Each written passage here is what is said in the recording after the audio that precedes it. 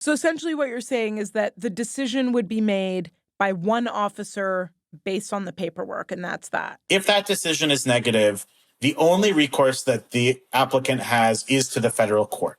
They can make an application for judicial review straight to the federal court. While the federal court is considering that, the person is not protected from deportation. So they could appeal, but while they wait, they could be deported, which wasn't the case before.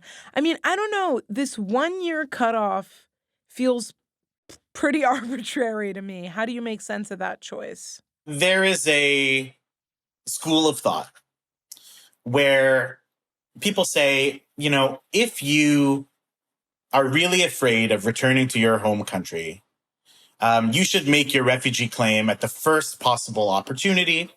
And if it's taken you a full year to make your claim, you probably don't have a legitimate claim. In some cases, that might be right.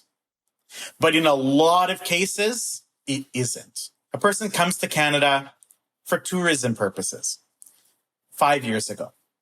They have no reason to fear going back to their country. In fact, they do go back to their country and they're okay. But then things change. A war breaks out. There's a change in government.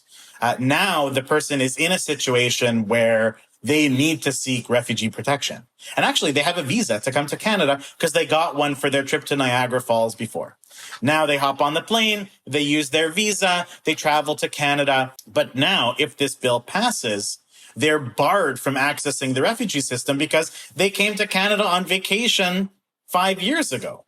There's no connection between that first trip and the risk that the person faces back home because things have changed.